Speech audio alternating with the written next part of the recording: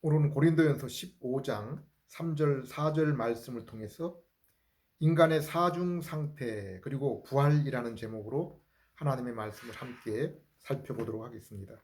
우리가 성경을 창세기로부터 요한계시록까지 읽어보면 인간이 네 가지 상태에 처해 있음을 발견할 수 있습니다. 첫 번째 상태는 아담의 상태입니다. 아담은 하나님이 보시기에도 아름다운 자연 환경 가운데 존재하게 되었습니다. 또한 하나님과 교제하기에 알맞도록 하나님을 아는 지식 그리고 의로움과 거룩의 성품 곧 하나님의 형상을 지녔습니다. 또한 세상에는 아직 죄가 없는 상태였습니다. 아담은 자연세계를 다스릴 권한이 주어졌고 그가 친히 모든 동물의 이름을 지은 것을 통해서 이러한 사실을 알 수 있습니다. 그것은 아담은 그것들의 특징을 구별하는 능력과 다스릴 능력을 지니고 있었습니다. 하나님이 만물이 그에게 복종하도록 그의 권위 아래 놓아두신 것입니다. 또한 아담의 몸에서 태어날 후손 또한 죄성을 지니지 않은 상태이기 때문에 아담의 가르침에 순종했을 것입니다. 그리고 이러한 하나님의 형상을 입고 죄 없는 상태의 아담은 하나님과 아름다운 친교를 나누게 되었을 것입니다. 인생의 최고의 복과 목적은 바로 하나님과의 친교입니다. 아담이 하나님의 임재를 경험한 에덴 동산에는 생명나무와 선악과가 있었습니다. 여기 생명나무는 요한계시록 3장 7절, 요한계시록 21장 2절 19절을 보면은 천국에서의 영생을 의미하는 것입니다. 그리고 선악과 나무는 하나님이 먹지 못하도록 그 열매를 먹는 날에는 내가 정령 죽으리라고 금지한 나무의 열매입니다. 이것은 이스라엘에게 출애굽 후에 시내산에서 주신 율법과 같은 것입니다. 하나님이 낙원에서 아담에게 넘어서는 안 되는 경계선을 그어 놓은 것입니다. 하나님이 창조주, 세상의 주관자이시며 인생은 비록 하나님이 선지자, 제사장, 왕으로 놀라운 직분을 주셨지만은 그럼에도 피조물임을 알려주는 것입니다. 그러므로 피조물인 인간은 하나님이 정하신 선악의 기준에 순종하여 살아야 하는 것입니다. 또한 하나님은 천지 창조 후 7일째 되는 날을 안식하시며 그날을 거룩하게 하셨습니다. 이스라엘은 이것을 따라 안식일을 제정하고 그날을 거룩히 지냈습니다. 이것은 하나님이 이 땅에서 보여준 일주일 중 하루의 안식일을 통해서 영원한 안식이 있음을 보여주는 것입니다. 에덴 동산에서 아담에게 죄가 없었고 그로 인해 사망도 질병도 없었습니다. 그리고 아담이 선악과 계명에 순종하며 그로 인해 자연스럽게 그의 직무를 감당할 때 그래서 온 땅에 그의 후손이 충만하게 되는 하나님이 정하신 때에 영생과 안식 곧 아담의 존재와 상태가 온전한 모습으로 천국에서 영생을 누리게 되었을 것입니다. 물론 우리가 성경을 읽어보면 하나님은 창세전에 이미 아담의 타락을 예정하시고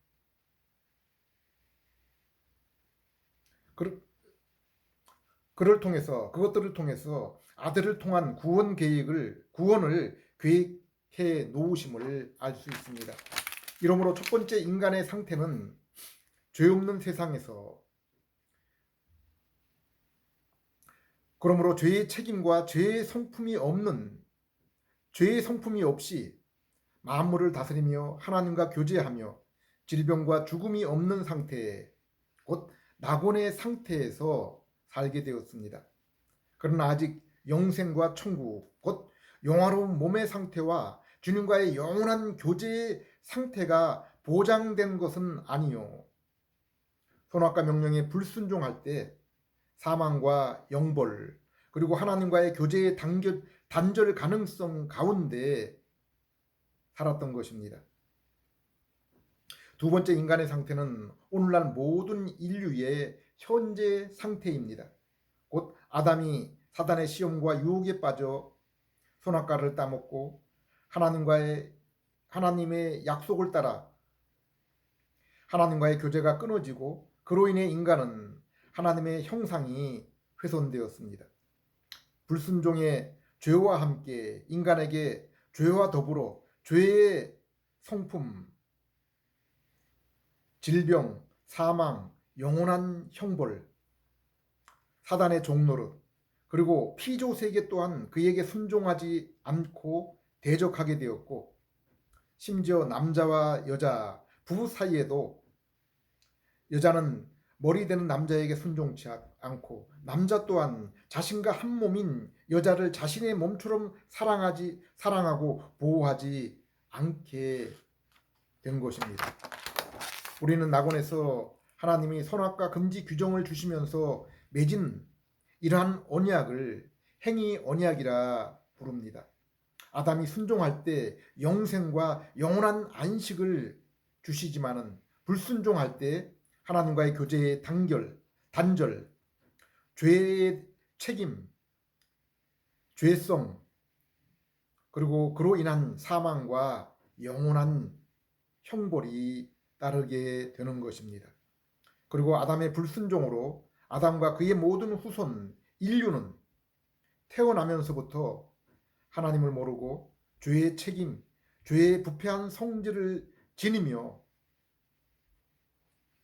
만물과 자연이 그로 인해 인간을 적대하며 마귀가 모든 인류의 압이 다스리는 자가 되었고 사망과 영원한 지옥, 형벌에 처해지게 된 것입니다. 에베소 2장 1절에서 3절을 보면은 죄로 인해 영원히 죽어 있는 모든 인류의 상태에 대해서 말씀하고 있습니다.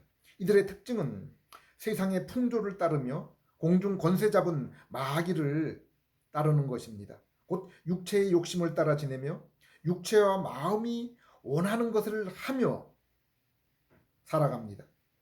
하나님이 정하신 선악의 계명을 따라 사는 것이 아니라 자신의 육체의 정욕과 마음이 원하는 대로 따라 사는 것입니다. 로마 3장에서는 유대인이나 이방 세계나 공이 죄 아래에 있어서 죄의 성품을 따라 살아간다고 했습니다. 의인은 하나도 없고 진리를 깨닫는 자도 하나님을 찾는 자도 없고 선을 행하는 자는 하나도 없고 그들 마음에 하나님을 두려워함이 없다고 했습니다. 그러므로 그들의 죄의 대가로 하나님의 형벌과 진노가 기다리고 있으며 그들은 그것을 결코 핑계할 수 없을 것이라고 했습니다. 에레미야 9장 23절 24절, 요한일서 2장 15절 16절을 보면은 그들의 자랑은 세상의 학식, 권력, 부라고 했습니다.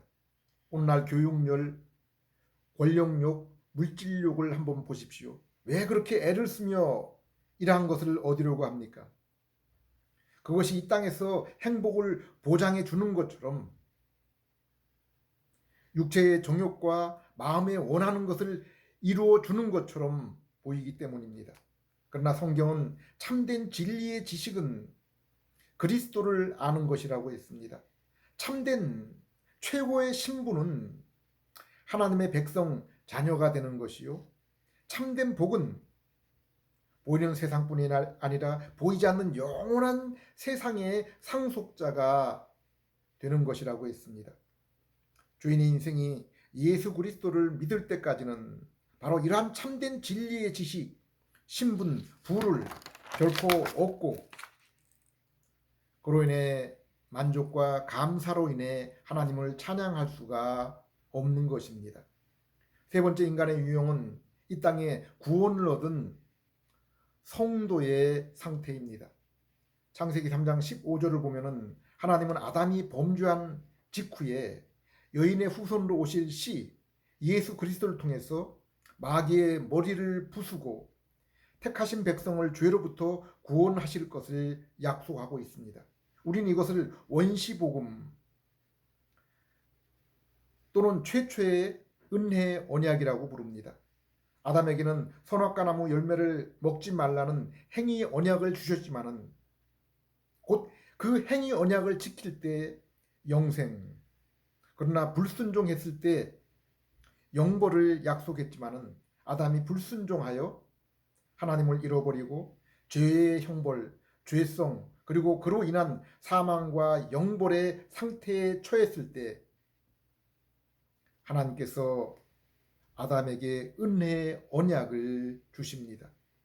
이 은혜의 언약은 사람의 행위에 따라 영생과 영벌을 주는 것이 아니라 이미 범죄한 인간 아담의 죄를 대신해서 하나님의 아들 예수님이 육신의 몸을 입고 이 땅에 오셔서 우리의 아담과 우리의 죄를 대신하여 십자가에서 형벌을 당하시고 하나님이 우리에게 요구하신 의를 율법에 온전히 순종하심으로 대신 이루셔서 아담이 낙원에서도 결코 이루지 못했던 순종의 의를 대신 이루신 것입니다.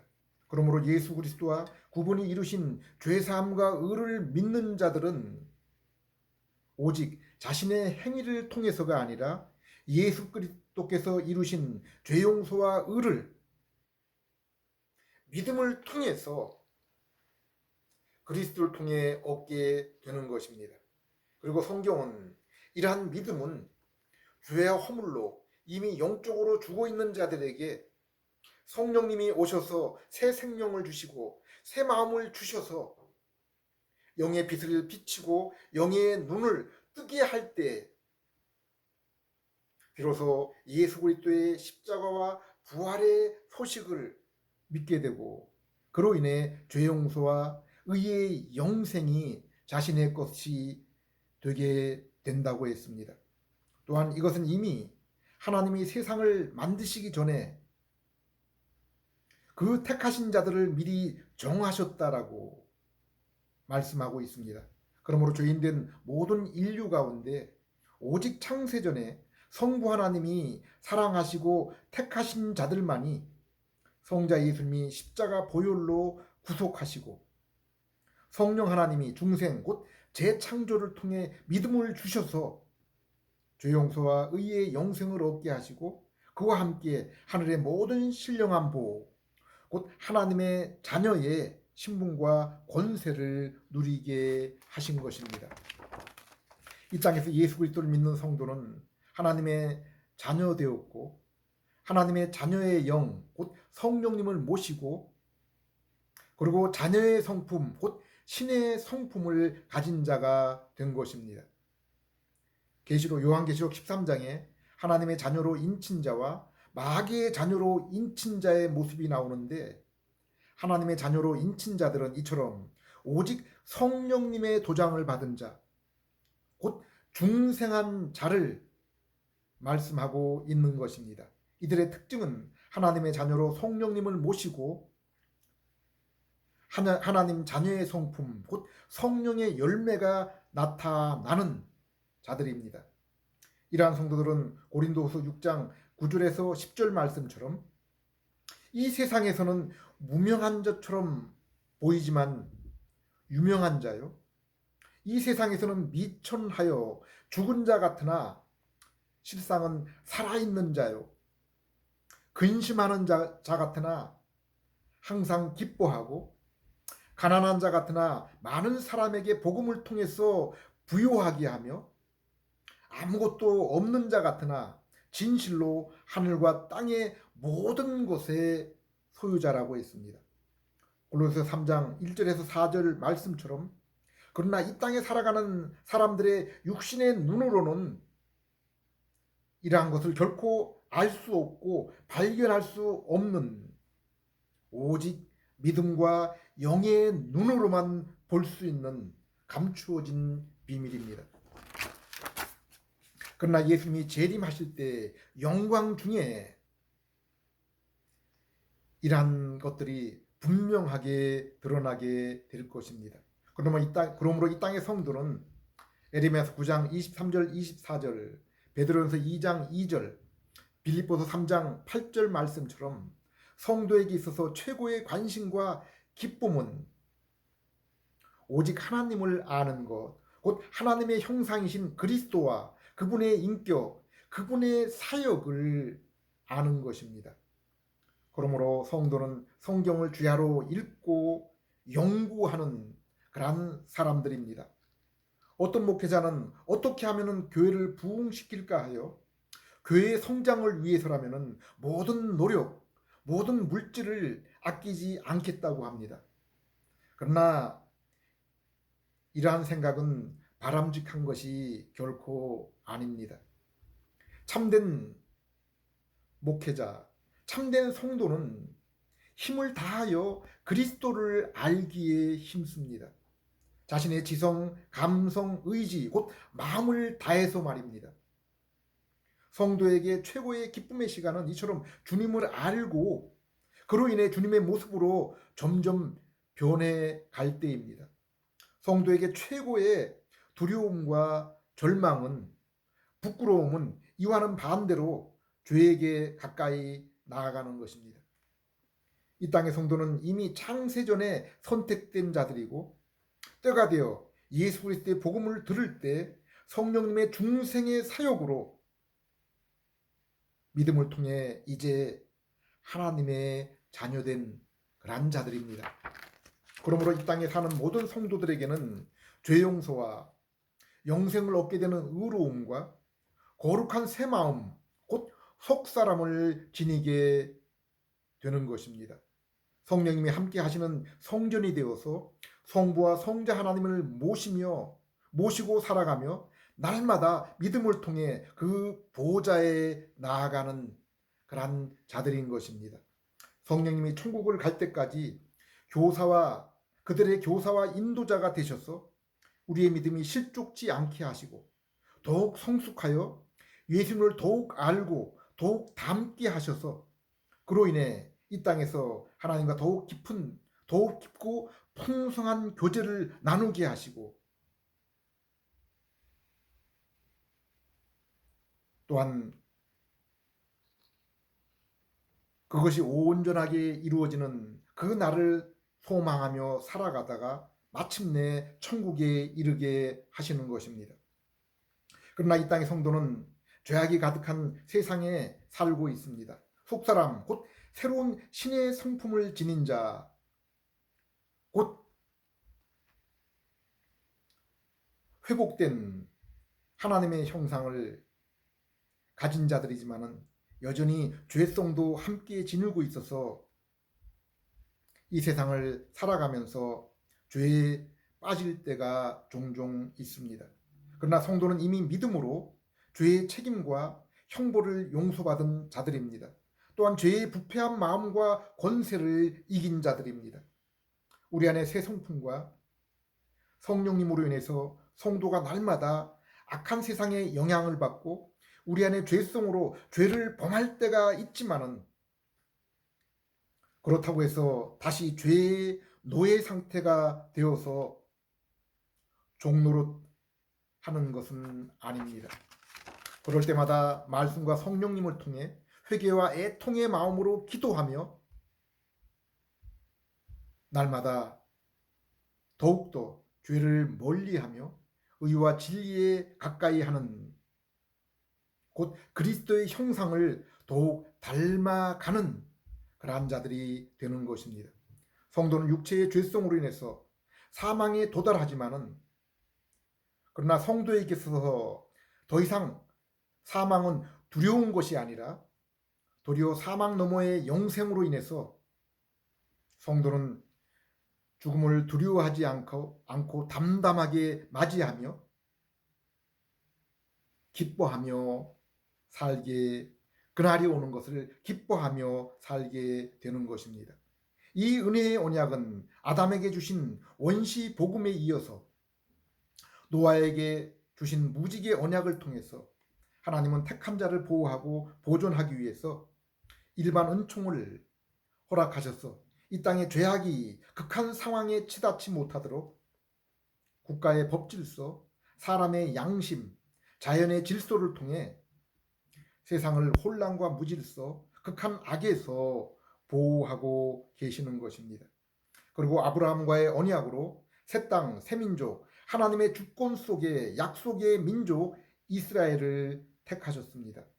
그리고 모세와의 언약을 통해서 새 땅, 하나님이 약속하신 아브라함과 그 족장들에게 약속했던 새 땅, 새 민족, 그리고 하나님의 다스림을 이 땅에서 가시적으로 성막을 통해서 이루셨습니다.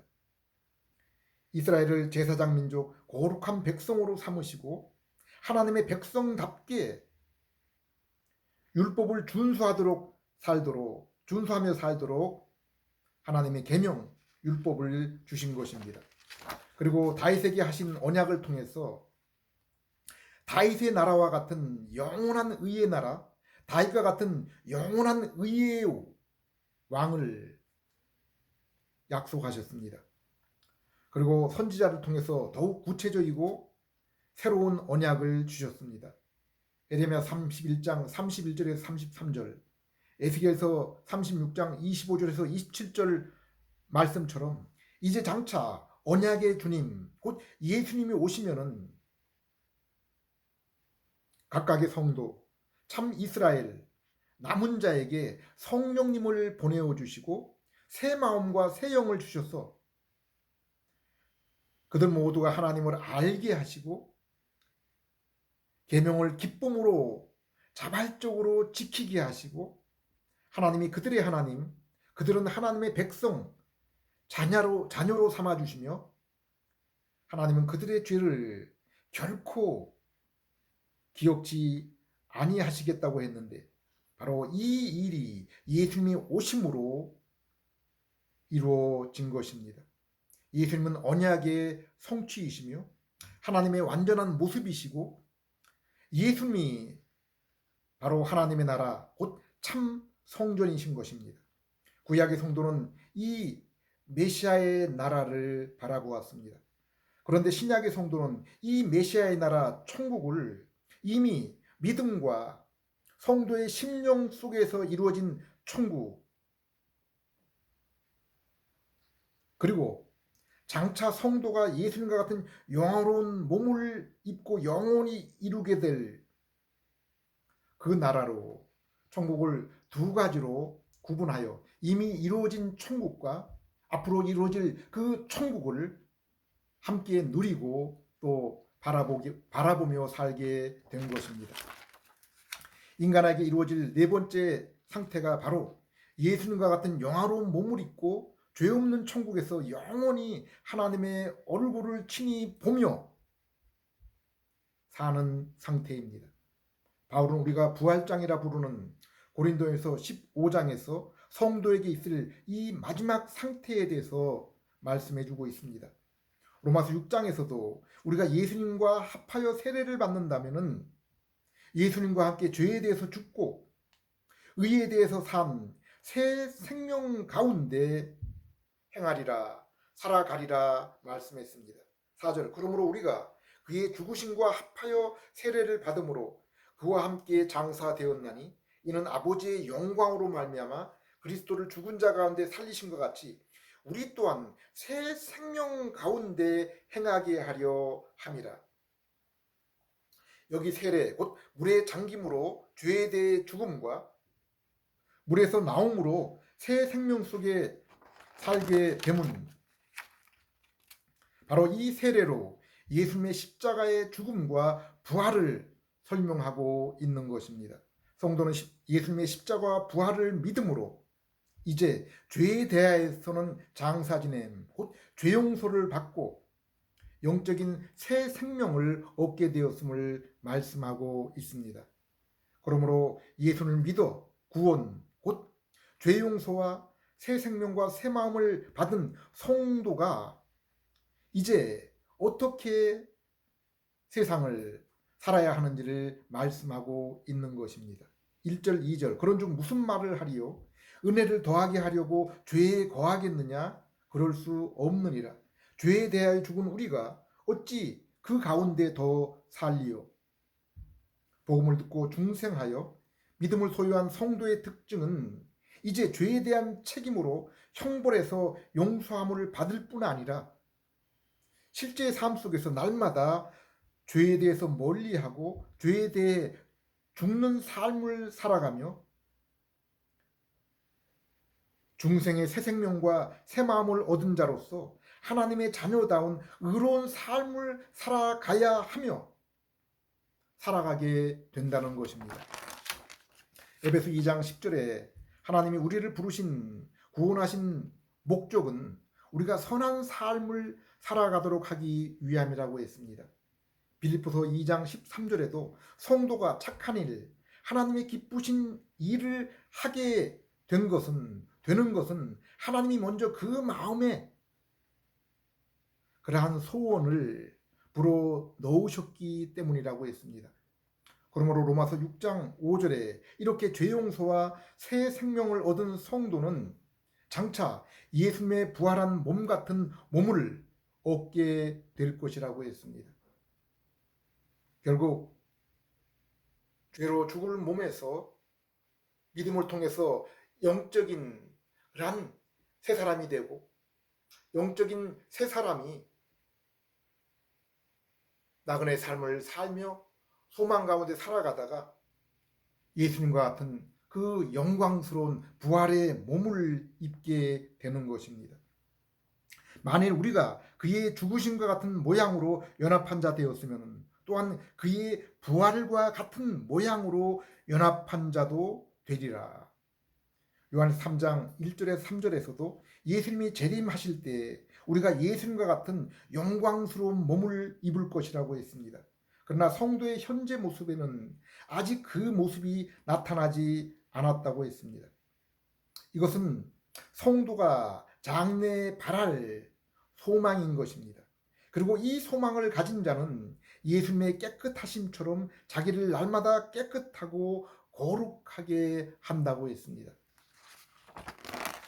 오늘 이 부활의 아침에 고린도전서 15장 부활장에서 우리에게 주시는 말씀은 이 흑암의 세상, 죄악이 관영한 세상에 창세기 1장 2절 3절에 땅이 혼돈하고 공허하고 흑암이 깊었던 그 창조의 세상에 하나님이 빛을 비추시고 성령님을 통해서 자연 만물의 생명과 역사가 있게 하셨던 것처럼 참빛, 곧 복된 소식이 임하게 되었다는 것입니다. 요한복음 1장은 이 빛을 천지 창조의 빛이었던 하나님의 말씀, 곧 예수님이 죄악의 세상에 죄로 인해 죽어 있고 오염된 인생, 곧 죄의 형벌과 죄의 성품으로 더러워진 이 어두운 세상과 인생에 창조의 그 빛처럼 이제 재창조의 빛이 말씀이 되었다고 말씀하고 있습니다. 그리고 이 빛, 이 복음이 성령님의 도움을 입을 때 새 생명과 새 마음, 곧 칭의와 성화의 재창조, 새 사람, 새 인류가 되는 것입니다.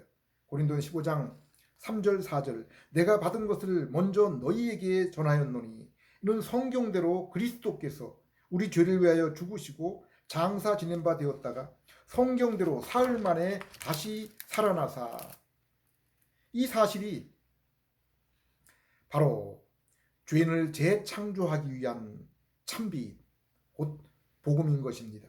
그리고 이 복음은 2000년 전 예수님이 이 땅에 오실 때 갑자기 생기고 만들어진 것이 아닙니다.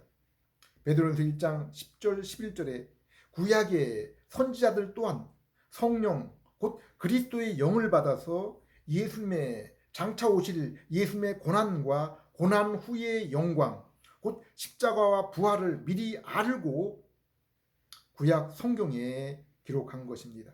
아담 또한 하나님으로부터 범죄한 직후에 친히 하나님의 음성을 듣고 여인의 후손으로 오실 그리스도께서 십자가에서 그 몸을 찢기시고 상하셔서 죄와 마귀의 권세를 이기실 것을 알게 되었고, 그리하여 그 후손들에게 이것을 증거했고, 모세가 이 증거를 받고 성경에 기록한 것입니다. 에베소 1장 4절에서 바울은 이 일은 이 땅에서 갑자기 세워진 것이 아니라 창세 전, 곧 하나님이 세상을 만드시기 전에 이미 계획하시고 이루시고 구원할 자를 그의 아들 예수 그리스도 안에서 선택하셨다라고 말씀하고 있습니다. 성경은 오직 이 일을 기록하기 위한 책입니다. 요한복음 20장 31절, 오직 이것을 기록함은 너희로 예수께서 하나님의 아들 그리스도이심을 믿게 하려 함이요 또 너희로 믿고 그 이름을 힘입어 생명을 얻게 하려 함이라. 구약 성경은 예수님의 그림자와 모형입니다. 신약 성경은 예수님의 실체, 구약 성경은 예수님에 대한 약속이요 신약 성경은 그 약속의 성취입니다. 구약 성경은 씨앗이요 신약 성경은 몸체입니다. 또한 이 땅의 일들은 하늘의 일들의 모형입니다. 로마서 1장 20절에 이 땅의 창조 세계는 하나님의 영원하신 능력과 신적 성품을 나타내는 것이라고 했습니다.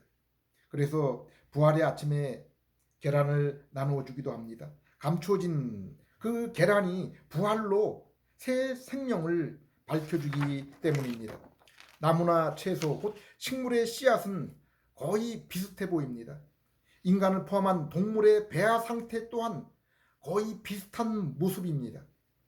누가 애벌레 상태의 매미나 나비를 보고 매미와 나비를 짐작할 수 있겠습니까? 이처럼 자연, 곧 일반 은혜도 우리에게 하나님의 뜻, 구원 계획과 부활을 알려주고 있습니다. 그러나 특별 계신 성령만이 이것을 우리에게 분명하게 알려주는 것입니다. 그리고 죄인인 우리가 이 계시의 말씀을 읽을 때 성령님의 새 생명을 주시고 거룩한 새 마음, 곧 중생케 하실 때 우리가 하나님의 아들 예수 그리스도를 믿고 하나님의 백성 자녀가 되며 하나님과의 친교 가운데 하나님이 뜻하신 약속하신 모든 것을 누리며 그로 인해 영원토록 그분께 경배와 영광을 돌려드리게 되는 것입니다. 시편 19편은 이러한 일반 은혜와 계시 그리고 특별 은혜와 계시에 대해서 잘 표현하고 있습니다. 하늘과 궁창은 바로 하나님의 영광을 선포하는 것이라고 했습니다. 그리고 말씀은 죽은 영혼을 소생시켜 하나님을 예배하게 만든다고 했습니다. 그리하여 자신의 허물을 깨닫고 죄를 고백하며 우리의 반석이시요 구속자이신 여호와 곧 성자 예수님과 그분을 통해 성부 하나님께 찬송과 영광을 영원토록 돌리게 되는 것이라고 했습니다.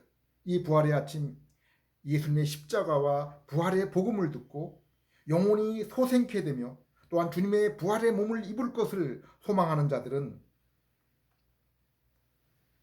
57절 58절 말씀처럼 이 고난과 눈물의 나그네 인생 속에서도 우리 주 예수 그리스도로 말미암아 승리의 주님께 감사하며 더욱 주님께서 우리에게 맡기신 일, 예수님 그분을 알며 그분을 닮아가는 일, 예수님 그분을 전하며 형제 사랑에 더욱 힘쓰는 자로 살아가야 되는 것입니다. 그러므로 바울의 고백처럼 죽은 자들이 다시 사는 일이 없으면은 그리스도도 이 아침 부활하지 않으셨을 것이요. 그렇다면 이 땅에 성도로 살아가며 이 땅에서 평생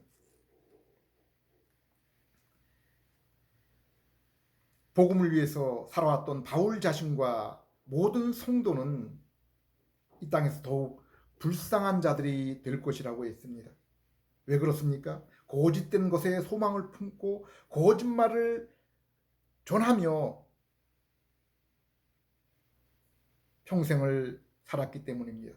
만약에 이 부활이 없다면 아담의 낙원도 이 땅의 솔로몬과 같은 그 영화도 그것이 무슨 소용이겠습니까?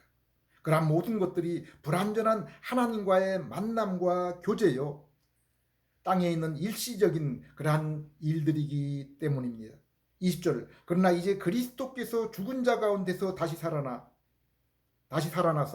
잠자는 자들의 첫 열매가 되셨도다. 이 아침 이 진리의 말씀을 따라 예수님의 부활이 우리의 부활이 됨을 믿는 모든 자들에게 진리의 말씀과 성령님의 인도하심으로 그리하여 죄를 이기고 의의 삶을 사는 그 삶을 통해서 이 참된 소망과 확신이 더욱 넘치는 그러한 삶을 사는 저와 여러분 되시기를 기도드립니다. 기도하겠습니다. 하나님 아버지, 만물이 생명을 얻는 자연 세상을 통해 씨앗이 몸체를 입으며 애벌레가 나비로 변화되는 것처럼 저희의 이 썩을 인생에게도 부활이 있음을 알려주심을 감사드립니다. 비록 같은 모양의 씨앗, 같은 모양의 태아일지라도 부활의 모습이 다른 것처럼 흙에 속한 인생 또한 썩지 않을 생명의 씨, 복음의 말씀이 심겨질 때 부활하여 하늘에 속한 이의 형상을 입게 되는 줄을 믿고 감사를 드립니다. 이것을 저희가 예수 그리스도의 복음을 들을 때 성령님의 중생으로 이제 죄를 멀리하고 의를 가까이하는 그 새 마음을 통해서 보여주셨사오니 더욱 진리의 말씀을 따라 성령님의 인도로 예수님을 배우는 삶, 예수님과 같은 거룩한 삶을 사는 것이 저희의 목표가 되게 해주시고 삶을 살아가는 그 방향이 되게 해주시고 그리하여 주님을 아는 것을 가장 귀히 여기는 삶을 통해서